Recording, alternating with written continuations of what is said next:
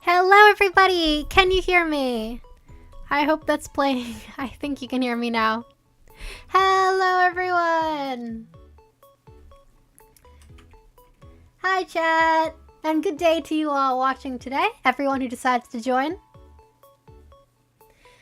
Today we'll be reading some stories from another fandom that I quite enjoy, which is the Minecraft YouTube fandom. And this one is going back to the days of the DSMP. Make sure this is all working smoothly, and then we will begin. Yee! Hope you all been having a good day so far. Okay.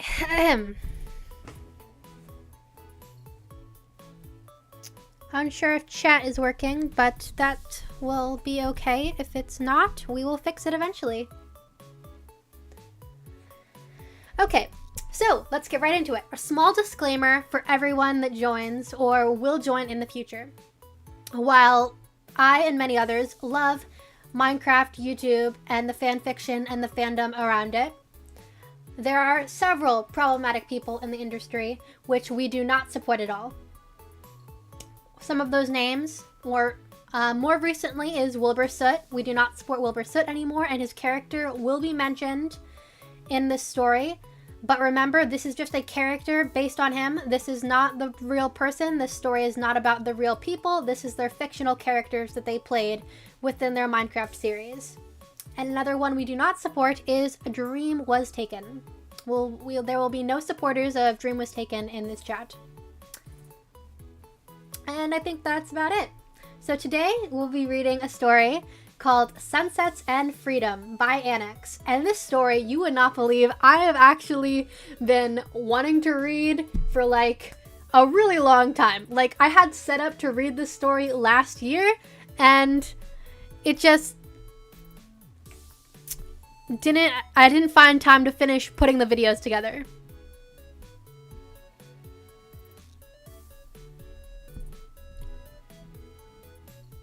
And tell me if the background music is ever too loud, okay? So I've been really looking forward to read this and another story, but I thought it would be best to start with this story to kind of lead our way in. I think this is a good introduction one to start with, trying to do VTubing and reading stories live on stream.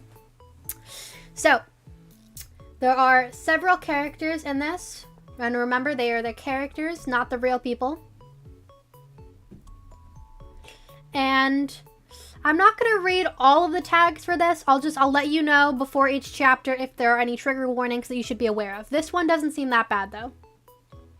There is some slight like flashbacks to PTSD and stuff and some other stuff, but it's pretty good. So the summary for this story: Sunsets and Freedom by Annex.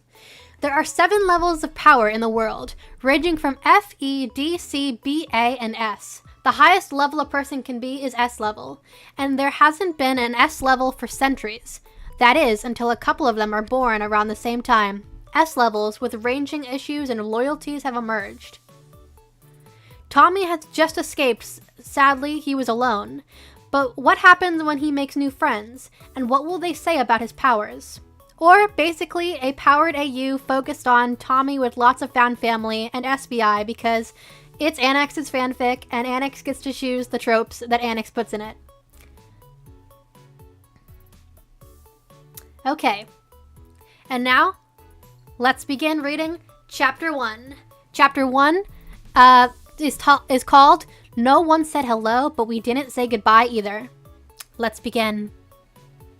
Let me get some water. I almost ran out of water last stream and I was like dying. It was hilarious. For me, at least, looking back on it. I hope you guys couldn't tell that my voice was dying.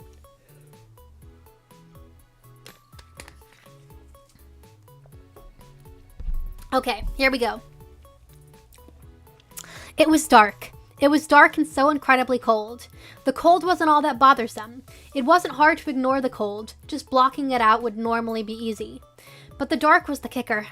You can't see it in this type of darkness. It was pitch black and you can't see anything. When you blinked, you can't tell what you did. There was no difference when your eyes were closed or when they were open. It was terrifying. It was laughable to think you could tell what was in the dark with you as well. Was he alone? Was something out to get him? Was he here for him? It was impossible to tell at this point. Who could say? Because of the dark, it was also hard to block out the cold. So focused on the dark and then fearing whatever was inside it never allowed him to pretend he was warm. He was too busy pretending he was safe, which probably wasn't a good thing to pretend. He couldn't move. The cold wouldn't allow it. Trying to move hurt more than any other pain he had ever felt before. The kind of pain that is numb, like dull needles pushing their way inside of your skin, tearing your muscles apart and slowly getting worse until you stopped moving or couldn't move anymore. Whoever said hell was burning, hot flames and fire had clearly never felt this kind of pain before. It was cold and so incredibly dark. He wasn't sure what scared him more, the fact that the cold was crippling, or the fact that anyone could be anywhere near him and he would have no idea. His heart was slow. He could hear the beating in his ears. It was practically deafening, but it was slow. Distantly, he knew that it was too slow. However, he wasn't sure how he knew this. He didn't remember learning about how fast or slow your heartbeat should be. Perhaps it was something every living creature knew, that your beat shouldn't be this slow. However, there was no way to raise it. Moving hurt and he was already terrified. Shouldn't his heart be beating faster? Happiness caused his heart to beat faster before. At least he thinks it was happiness. He couldn't quite remember. He thinks his brain might also be slow, like his heartbeat. But he couldn't hear his brain, so he wasn't sure. Man, his heartbeat was loud in his ears, though. If something moved, he doubted he'd be able to hear it at this point. Maybe he was losing his hearing. Why was it so loud? He was breathing funny, and he stopped shivering. He supposed that was a good sign. He was getting less cold? He didn't feel any less cold, but he was getting tired. His heartbeat was loud but calming. Yeah, calming seemed right. It was a nice pattern that was lulling him to sleep. He should sleep. It was always dark when he slept and always light when he woke up, so the light would probably come back if he went to sleep. Sure, it had never been this dark before, but maybe this meant it would be brighter than it had ever been before when he woke up. He'd like that. Light meant heat, like sun. Man, did he miss the sun right now. It was both warm and bright. It'd be nice to have some sun right now. Oh well, he'd have to wait until morning. When he woke up, everything would be better. The sun, and it would be brighter than it had ever been before. That sounded really good. He drifted off, his eyes drooping, and he did nothing to try to stop them. Why would he? He's tired, and the sun would be there when he woke up. But then there was that bright light that just showed up. Oh well, he'd figure out in the morning, he thought as he fell asleep. Tubbo never wanted to go to training. This was only reinforced by the fact that he wasn't the one to do the training. He was helping Ranbu train, which would normally be fine if today wasn't teleportation training, or rather power training, since technically Tubbo was training himself as well, which is how he found himself in this situation. Honestly, if Schlatt had taken him in that restaurant around the corner, Tubbo would have placed money on him being out of state. Ranbu hadn't quite gotten the hang of his powers yet, and Tubbo was now across the entire city, waiting for Technoblade to send a driver to come pick him up. This was definitely not ideal. He was over 2 hours away from headquarters, and his room for that matter. This was going to be one hell of a long wait, and it was a shady part of town too. Well, that's probably why he recognized it. Schlatt would never take them to a restaurant that wasn't shady before they joined their organization. Well, to be 100% fair, their organization was probably just as shady as this part of town. If Tubbo had been anyone else, he'd probably be fairly scared about what could happen to him.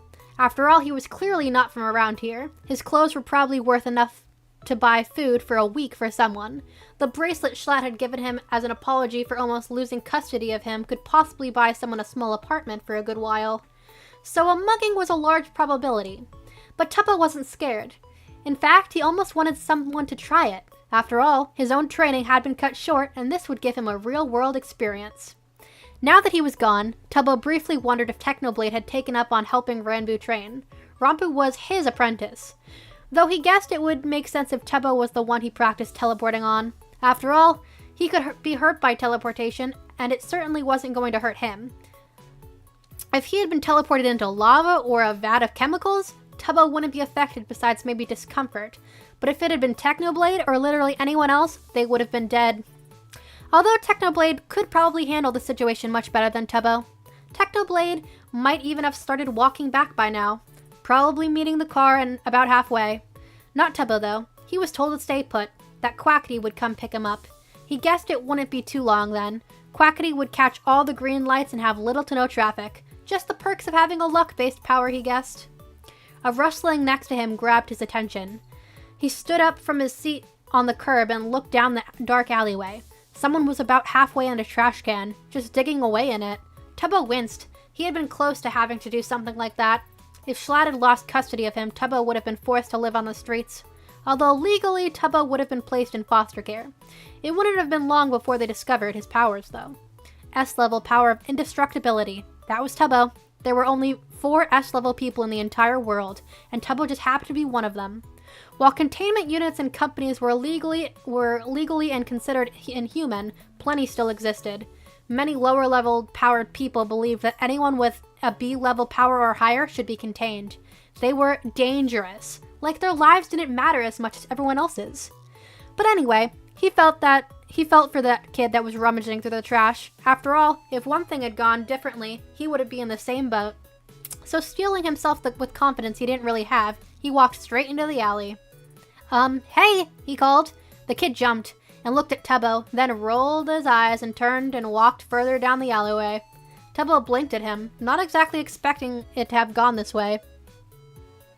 Hey, are you okay? Tubbo tried again, following the kid down the alleyway.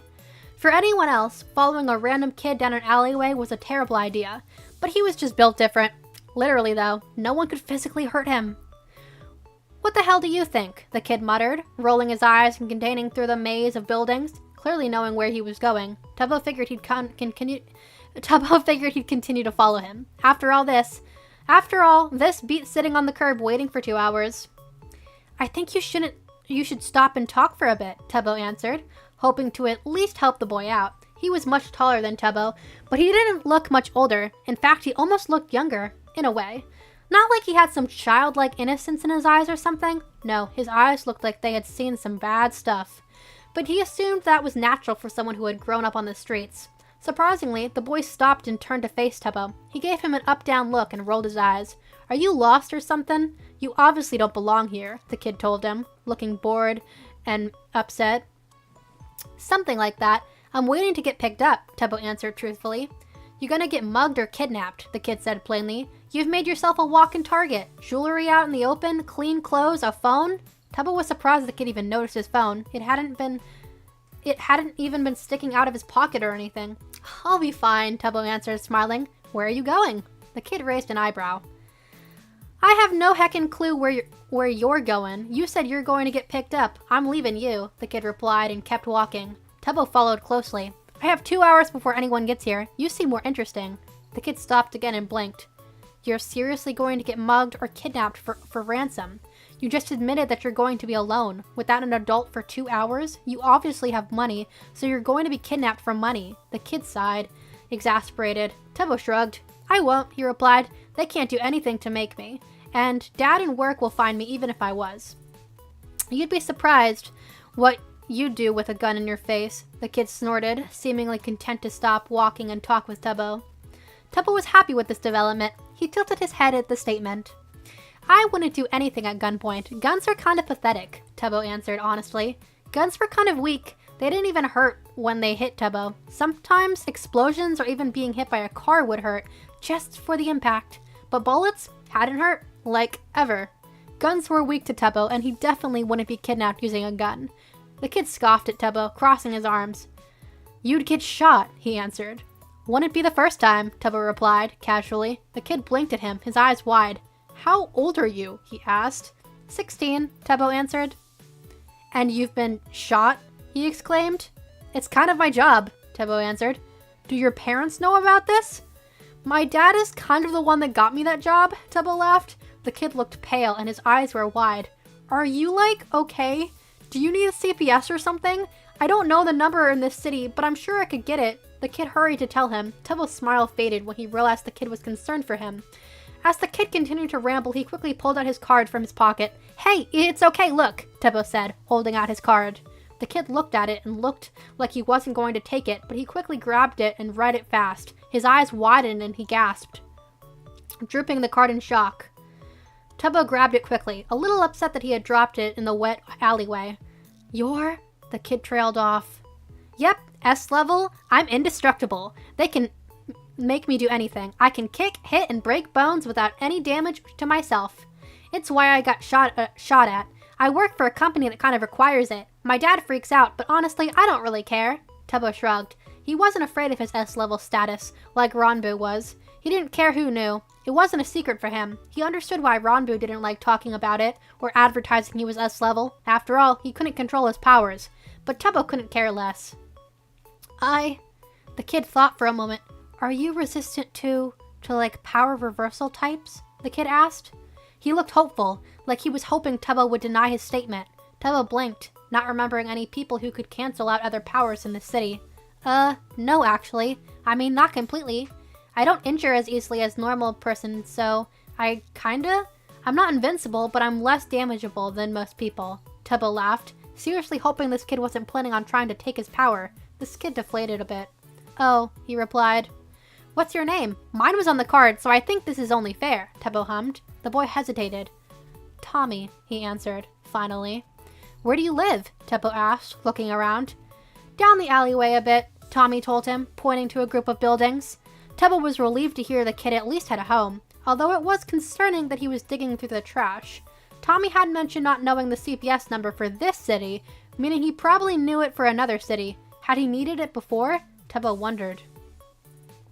Why were you digging through the trash? Doesn't seem very sanitary, Tubbo commented, casually as he could, trying to not offend him. Tommy scoffed. I was looking for something. I lost a very important thing, and I thought I might have thrown it out by accident, but I couldn't find it, Tommy told him. Tubbo suspected he was trying... Oh, thank you! I can't tell what that was, but thank you.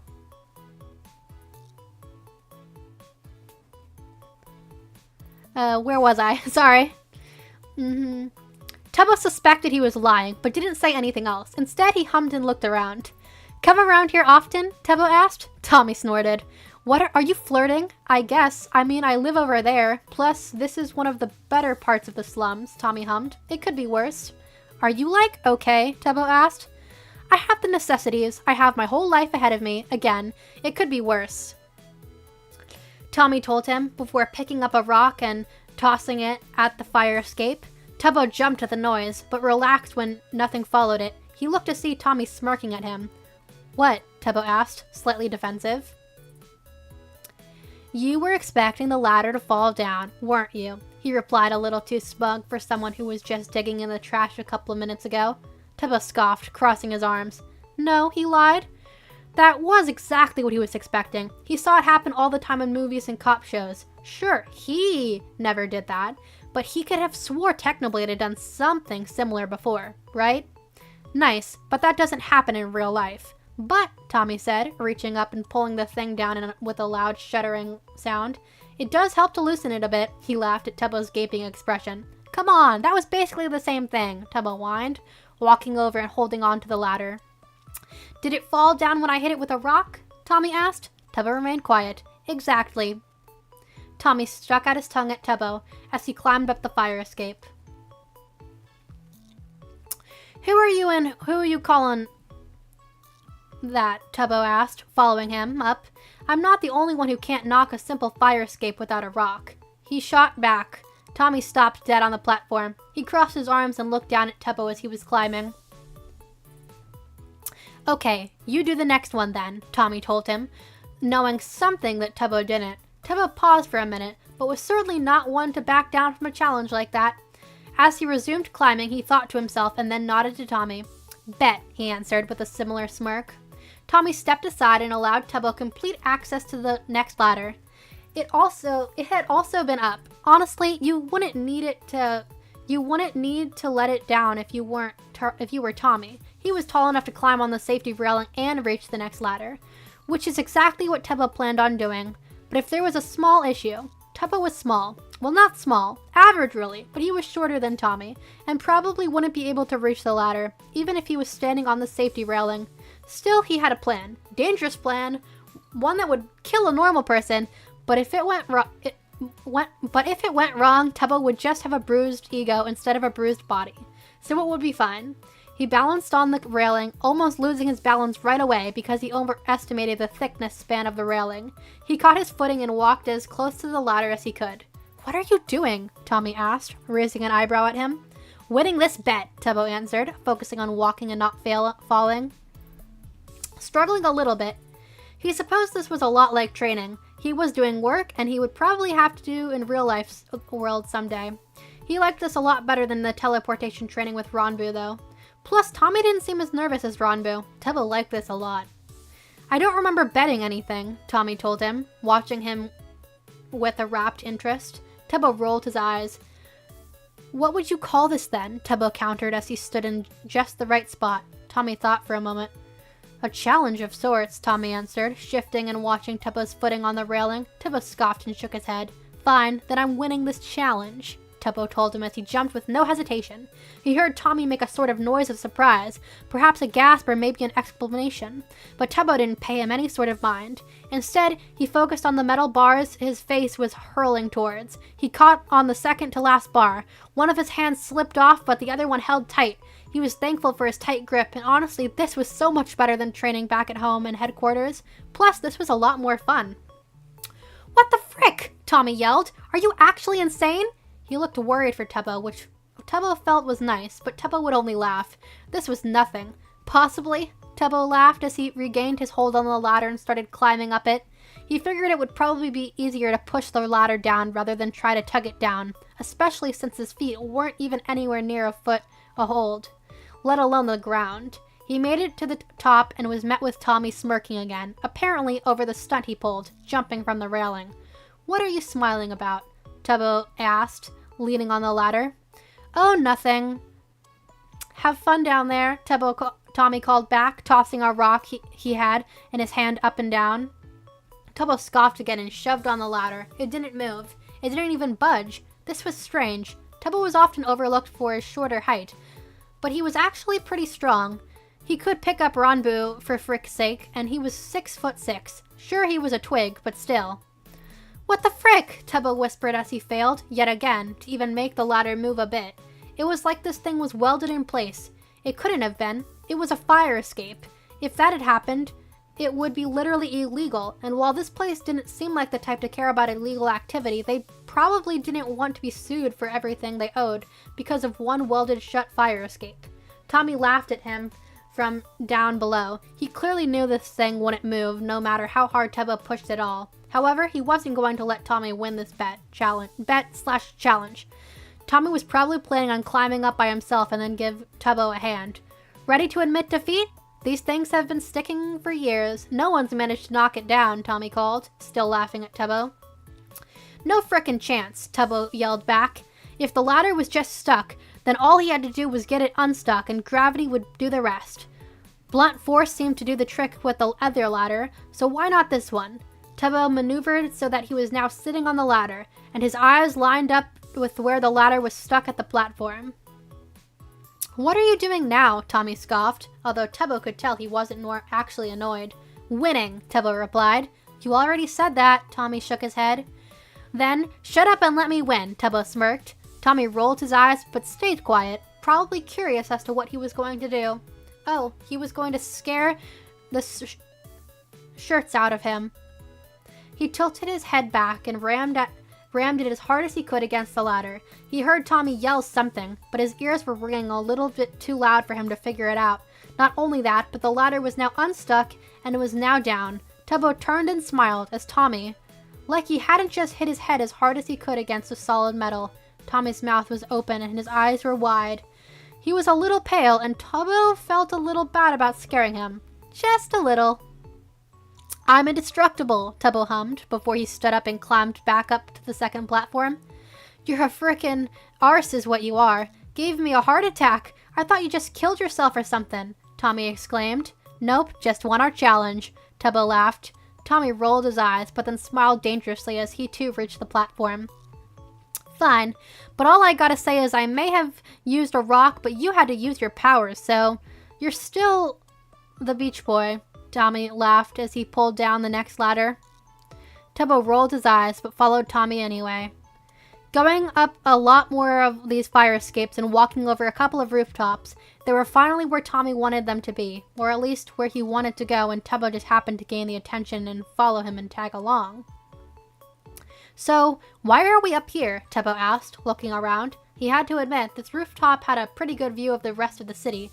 It made the city look really cool and almost on fire with the reflection of the sun and on all the buildings. Tubbo could swear he saw the headquarters building, although that was pretty impossible, since it was behind most of the buildings that could actually be seen. Tommy laughed at him and Tubbo frowned, looking at him. "What?" he asked. "I thought this view was nice. Sorry if it's not manly enough for you." Tubbo scoffed. Tommy raised an eyebrow at him before laughing at him again. Tubbo could feel himself turning red. "Every big man can appreciate a good view," Tommy exclaimed. "You're just looking at it in the wrong direction." Tubbo turned around and his eyes immediately widened as he saw when he was behind them. The bay was behind him. The sun was setting right on the water. The reds, oranges, and yellows combined in a perfect display. It was warm, and yet the breeze that had been blocked by the buildings before was cooling the air in just the right temperature. It felt amazing. Not to mention the water itself. The blues combined with the red of the sunset, making the water appear purpled. The sun's reflection in the water only added to the beauty of it all. "Holy whoa," Tubbo muttered. "Now I realize why you were laughing when I said I was looking at the city," Tubbo laughed. "It's nice to just sit here, take up the sun's heat." It's so warm, but not in the overwhelming way. You know? Tommy asked, sitting at the edge of the building, his legs dangling over the side. The breeze really makes it, Tubbo commented, neither looking away from the sunset. Reds becoming dark blues and oranges becoming purples as the sun dipped deeper down. It was a strange and yet comforting silence. Neither one of them felt the need to talk, which was weird since they had just met. But it felt like they knew each other, like they've known each other for a long time. The sight wasn't any less beautiful when the sun was gone. It was dark, but the reflections of the sky on the water and the streetlights were great. Just all around a great sight. It's going to get really cold soon. We should at least head down. Are your parents going to show up anytime soon? Tommy asked. Yeah, probably. Also, the breeze from before was appreciated, but now it's a little chilly, Tubbo huffed. Tommy rolled his eyes, but stood up and stretched. The two of them went down the ladders, making sure to put them back up on their way down. I can't believe you dented the fire escape. It's supposed to pull a dent in you, not the other way around, Tommy scoffed. You're freaking insane. You bet it. High five, Tubbo exclaimed happily, holding up his hand for Tommy. Tommy flinched, but just frowned and stared at him. Tubbo looked at him expectantly, but shook his hand a bit. Tommy just frowned and shook his head. What are you doing? He asked. Tubbo rolled his eyes. I'll show you, he said, and grabbed Tommy's wrist. The reaction was instant. Tommy's wrist twisted out of Tubbo's grasp, and he looked horrified. For a second, Tubbo wondered if he hurt him, but Tommy suddenly took off down the alleyway, much faster than he had before. Hey, wait up! I'm sorry, Tubbo called as he ran after him. Tommy had longer legs and was definitely faster than Tubbo. He didn't even realize he ran out into the road until bright lights were in his face, and a horn was honking. Tubbo simply blinked, not quite knowing what to do. It wouldn't hurt him, but it might hurt the car. Luckily, it stopped before it hit Tubbo, and he knew exactly who had that kind of luck. What the frick, Tubbo? Quackity exclaimed, running out of the car. You could have been hit. I would have been fine, Tubbo muttered. You shouldn't be running out in traffic. You could get in a lot of trouble, Quackity sighed. Tubbo shrugged, looking in the direction Tommy had run in. Let's just go. Your dad is about ready to have an aneurysm. Tubbo winced. Not my fault, he muttered. Never said it was. Come on. Quackity led Tubbo back into the car. Okay, Tubbo said quietly. I have someone who might be interesting, Tubbo said. I like him, and he could definitely be useful. Oh? Phil asked when Tubbo came back to the headquarters. And that is the end of Chapter 1. And I forgot to mention it before we started, and you might have noticed, but I do not like to swear. So I am doing my best to quickly replace the swear words with other things. So, sorry about that for a couple of moments there where it may have been weird or not made sense. I just don't like swearing.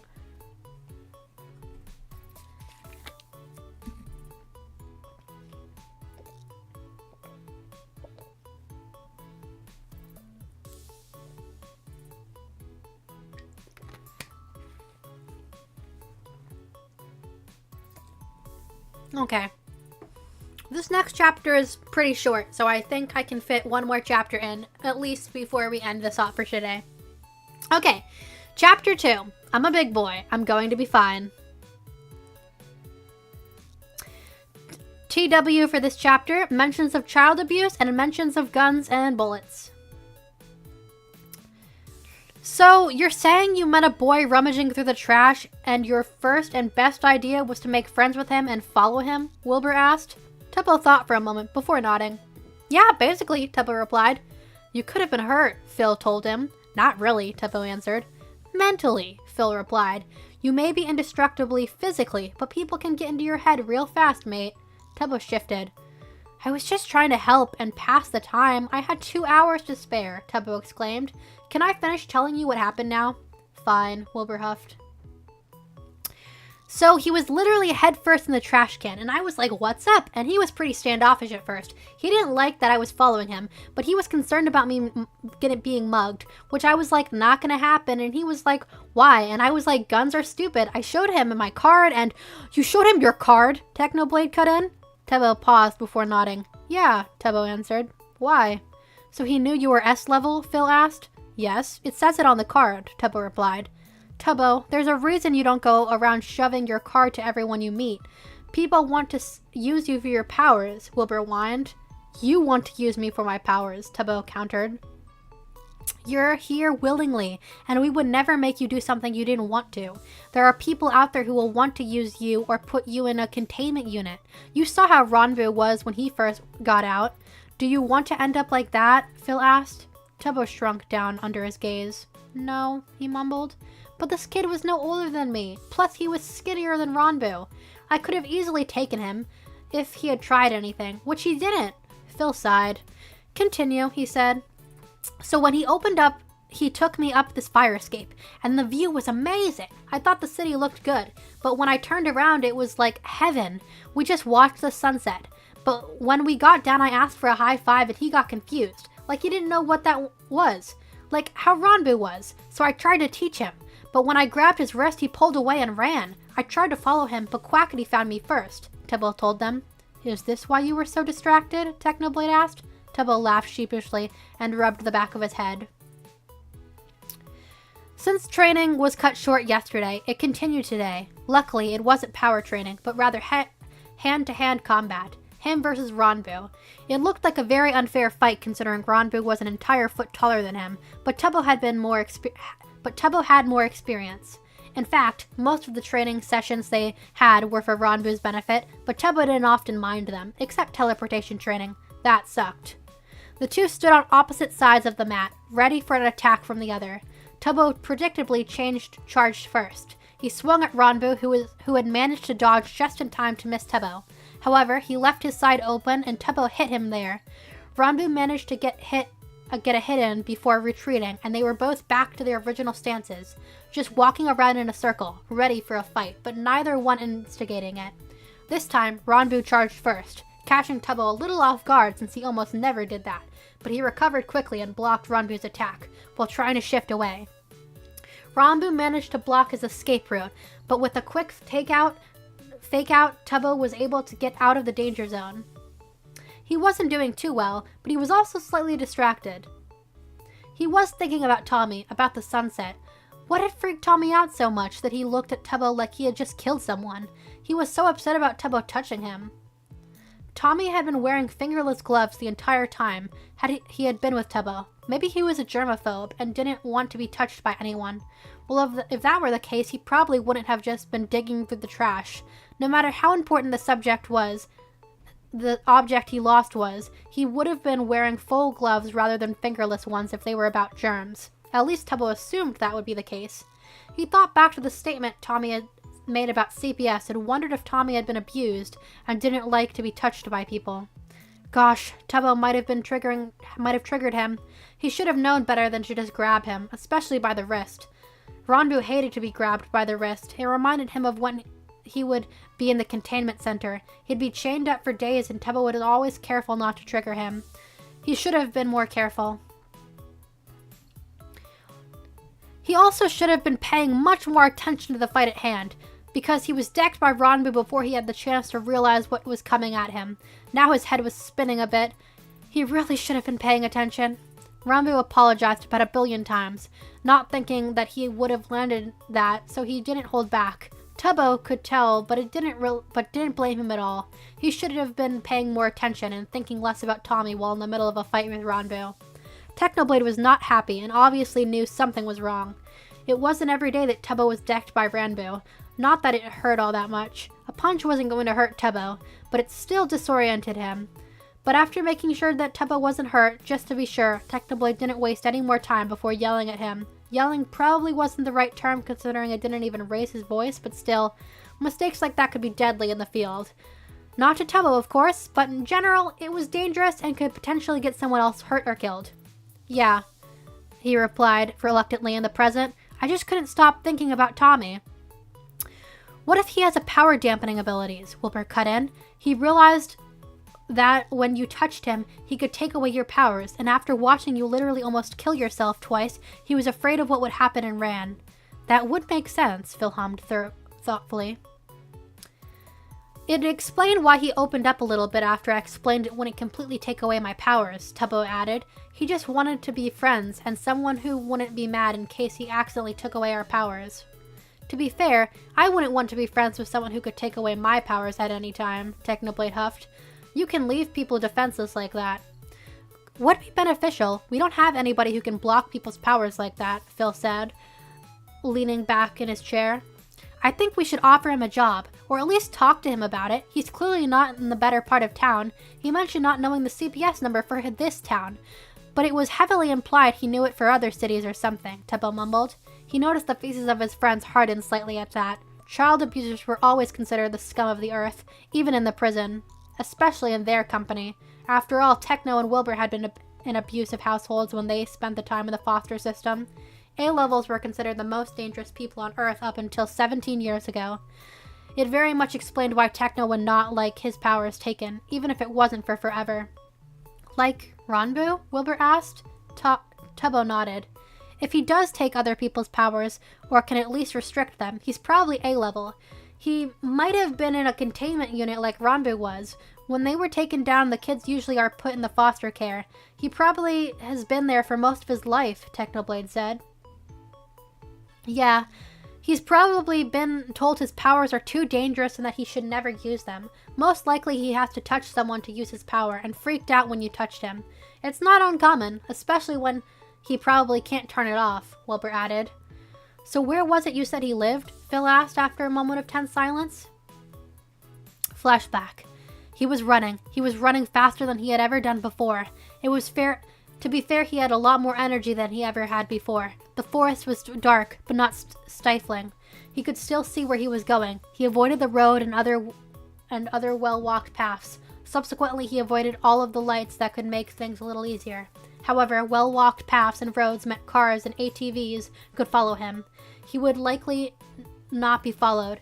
Escaping would not be easy, and it didn't matter how much energy he had. He couldn't outrun a vehicle. These routes were more dangerous, and he had no clue where he was going, not an idea of where safety could be. If there was even safety outside of the compound, not after what he had done. Would anyone ever help him? Probably not. It was safer for him to stay away from people who could hurt him. Branches scratched at his arms, while rocks cut the soles of his feet as he ran. His shoes were taken last time he tried to escape. Sure, that was a long time ago, but every time he would be taken back to the compound, his shoes would be taken away, so he wouldn't try to escape again. Clearly that failed. He could feel the blood pouring down his arms and making the ground more slippery as he ran. He was glad that the ground was mostly dusty dirt rather than mud, so his cuts wouldn't get too infected if he couldn't wash it soon enough. He'd hate to have to get them amputated. Lights appeared in the distance. Hope. Although it would be risky to go straight towards it, he supposed, if he didn't have much of a choice. He took a hard left straight towards the light, making sure that he was still hidden, just in case they were still after him. Well, they were definitely still after him, but if they were still there, sure, he caught them by surprise. They didn't even know he was breaking the chains he had on. To be fair, they didn't even know he could reach the chains, considering how short they were. It took forever, but he was finally free. Free at least. Fresh air and blood never felt so good. Well, blood wasn't great, but it was better than being inside the compound, unless he was caught. It'd be so much worse if he was caught, so he ran towards the light. It was fluorescent and very, very bright. It was a station, leading to the main road. He figured it was better than any place. Sure, avoiding that road might be useful, but if he stayed hidden in the bushes and walked parallel to the road, he would be okay. He hadn't been outside alone in a long time. It was great. He couldn't wait until sunrise, although that would mean he was more visible. So as long as he kept running until the sun came out, he'd probably be too far for them to track. He was going to be okay as long as he kept moving. At least he remembered the outside world and how it worked. He could actually remember. The highway was less bright than he thought it was. Perhaps he was thinking about the roads, like in cities and towns, where the roads would be lined with street lights. He supposed the highways almost never had lights like that. If anything, this was much more beneficial to him. More shadows to hide in, and less likely he was going to be caught in the light. Only the headlights of speeding cars could illuminate him. Even then, he could probably pass as some sort of animal, maybe a deer or a large raccoon. Still, he continued running. Cities were a great place to be. They had so many people, and he had never stuck out once. It was hard to make city people stop and stare. He was just simply another homeless kid to them, not an escapee, not a survivor. just a child who no one seemed to care about. If you thought about it, it was kind of sad. So he didn't think about it. He didn't need to deal with sad right now. He needed to deal with survival. Cities were less than great in some cases. With people being more used to the homeless population, they were less likely to give. Less likely to give meant he was less likely to eat. Dumpster diving was never ideal or sanitary, but it was necessary all too often. Cities were good for entertainment and hiding. People left windows open, and in the parks, movie nights were pretty common. He had watched a movie for the first time in forever, or possibly the first time. He couldn't quite remember his life before the compound, but he knew he had one. Not a very good one, apparently, since he ended up in the compound. He was once even able to watch an entire episode of TV show with a kid he had met at the park. That was until the kid's parents came home and kicked him out. He left that city that night. With large crowds and difficulty standing out, he opted for staying in cities for as long as he could. He had only been in a rural area once. It had been in between cities, and he had been walking in for a little while too long. He was tired, and the barn was so warm. It was worth it, even if he was chased out of there as well. It was okay. He had gotten plenty of energy from that farm. Sleeping was nice when you were warm, safe and dry. Cities often lacked that. 4 months. He had been free for 4 months, and it was edging on 5 now. It had taken him 5 full months to plan and enact his escape in the first place. 8 months without a companion as well. Once he was taken away, he had nothing left keeping him there. It would have taken forever to get both of them out. He told himself he didn't care, and knew dang well he was lying. Lies were often easier, like the one he told himself when he was scared and lonely. He was just moving to find better friends and a nicer home. Not because he had to. Not that this was a choice. He wasn't on the run or anything, except he was lying about it, and it didn't change the fact that he was in danger. Perhaps lying was dangerous. Maybe it would lead to his downfall. He couldn't be sure. Right now it was what kept him going. To be assumed it was the least partially helpful. Ignorance is bliss, after all. He couldn't remember who had told him that, or where he had heard it, but it stuck with him all these years, so whoever or whatever lent him that piece of knowledge was important to him. Running had kept him alive for so long. Running was the only thing keeping him from the compound. But running was only surviving, not living. He was barely surviving at that. He wanted to live. He was far enough away from them that he wouldn't be caught, at least he assumed. But he didn't want to run anymore. He wanted to stay here. Here he'd stay. Tommy was done running. This city was his home now. Let me get some water quickly.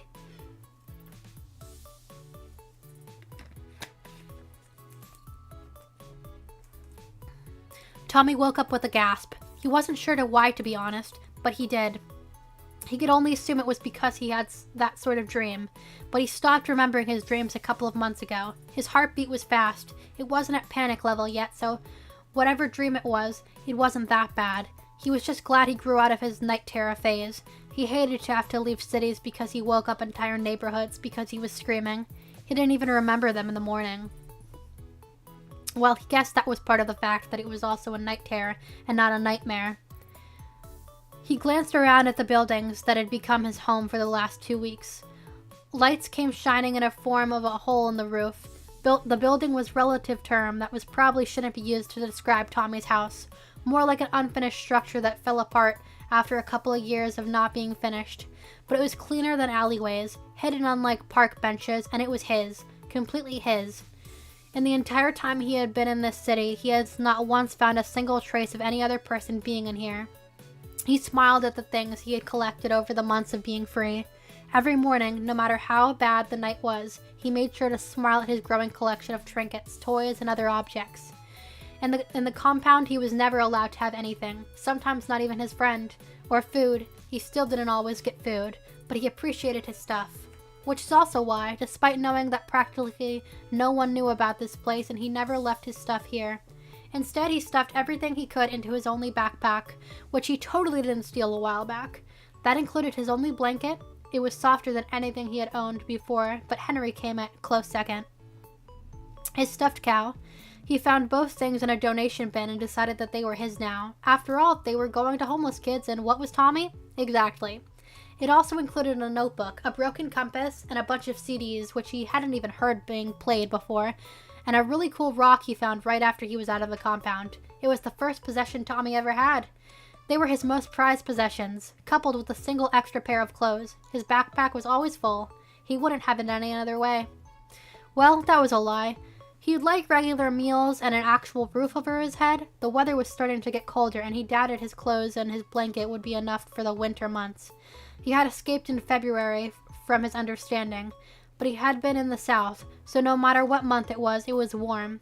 It wasn't until he started to get up north, or at least he assumed it was north, considering he was almost positive there was an ocean south of the compound, that the weather actually started changing. Either way, he needed this backpack. Of course, yesterday he left it in a little hidey hole while he was looking for food. If he had his backpack, it just looked like he was a normal school kid and might even get picked up by the police again. Normally, if the police ever caught sight of him, he'd skip town. But again, he was tired of running. Besides, what teenager has never been to the police station before? Tommy has been to, like, everyone, so he stayed. But one more run-in like that and he was out of here. Too risky. The stunt he pulled with Tubbo was too risky. He probably should leave, but he's too attached. Way too attached now. Tubbo was resistant to most powers, but he doubted Tubbo would be okay with Tommy's. No one was okay with Tommy's, not even the compound, who literally took him for his powers. His powers were the bane of his existence. He could do without them, thank you very much.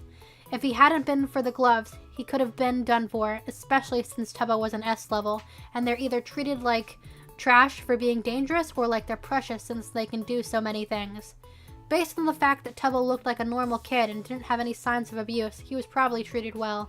Nothing like Tommy was treated at the compound anyway, especially not like his friend. It was probably best to stay away from the upper levels of the city then. He didn't want to catch Tubbo again, even if it was by accident, nor did he want to be involved in whatever company Tubbo was, especially because it involved Tubbo getting shot. Tommy did not want to get shot. He was shot with rubber bullets before, and that hurt like hell. Real bullets were going to hurt much more. He would assume that shooting a child with real bullets was below the compound, but they had proven very wrong about 8 months ago. He really didn't want to think about it. But he figured he should go calm down somewhere. Whatever his nightmare had been about, it had left him on edge, and honestly, more tired than he should be. He had even gone to bed early, or at least he had assumed it was early, considering it had barely been dark for an hour when he went to bed. The day with Tubbo was tiring, and he hadn't eaten anything yesterday because of it. Speaking of eating, he grabbed a granola bar he had gotten about a week ago. He hadn't eaten it in a little too long, so it probably about time anyway. He happily ate as he made his way back to his spot. Tubbo was staring out the window of the car as they drove past the vaguely familiar buildings he had passed just last night. Phil had never been one to wait for anything. He was all about action, and so they left that afternoon, taking another 2-hour car ride, forcing Quackity to drive again because it was faster. His luck would ensure they would get there as quickly as possible. Of course, Phil could have just flown there, but then he'd be forced to wait an hour and 45 minutes until Tubbo got there to help guide the search. So car rides it was. Well, 2 cars, of course. Tubbo was in Quackity's car with Ronbu, and Phil was driving behind them with Technoblade and Wilbur. That was so no one was cramped in, especially considering how tall Wilbur and Technoblade and Ronbu were. All over 6 feet would be hell in one car, so 2 cars it was. Tubbo recognized the buildings he had been teleported in front of just a couple of minutes after they all got out of their cars. "This one," Tubbo exclaimed. "I was right here and we walked down the alleyway for a bit." Wilbur hummed and looked down the alleyway. "It looks like a maze," he commented. "It is. You have to either have a map of this part of town or go through those alleyways on a daily to know where to go," Technoblade cut in, looking at his phone, probably looking at an above view of the area. He certainly knew his way around. "We walked decently far in before he found the fire escape," Tubbo hummed. Ronbu looked around behind him. "Where did you say he said his house was?" Phil asked, looking at the buildings surrounding them, rather than the alleyway like everyone else. Tubbo pointed over to the same buildings that Tommy had the day before. Oddly enough, it had been in the opposite direction than the fire escape building. He definitely could have been lying. He probably was lying. But Phil didn't need to know that. Tubbo had a plan. One that would probably work better than any plan Phil had. Or Technoblade and Wilbur for that matter. We'll check out those buildings. Are you too good to look through the alley again? Wilbur asked, squinting at Tubbo. He knew that Tubbo was planning something. It was hard not to with Wilbur's powers. Either way, Tubbo didn't want the full force of Wilbur's powers on him, so it was probably best to get going. All set, boss man. Ranbu and I will canvass the alley for Tommy, just in case he comes by here. Tubbo saluted, then grabbed Ranbu's hand and rushed off into the alley. Where are we going? Ranbu asked as he was dragged through the very creepy and damp alleyway. He had long learned not to question things that Tubbo made him do, though. We're finding Tommy, hopefully before Phil or Wilbur or Technoblade does, Tubbo answered. Why? I thought that was the point of this, Ranbu answered. His arm was starting to hurt from the dragging. Because, Tubbo started plainly, they'll definitely scare him. That's the last thing we want. The two came up to the fire escape, already down, and Tubbo started climbing. Ranbu frowned, but followed as quietly as Tubbo was climbing as well. He also learned that it was best to follow Tubbo's lead, especially when they were doing something they probably shouldn't be doing. Found you! And that is the end of the second chapter. And where we're going to end it for today. Thank you all for coming, and I think next week we will pick up with the next 2 chapters. In total, there are 17 chapters of this story, so it'll take us a little while to get through, but I think being able to do 2 chapters a stream will be pretty good. Thank you for anyone that hopped in for today. And I'll see you guys, not tomorrow, but the day after that. We'll be playing some games and just chatting. Whew. Thank you all, and see you guys next time. Let me get the stream open. La la da da da. Bye guys, thank you for coming. Have a good rest of your day, everyone. See you next time.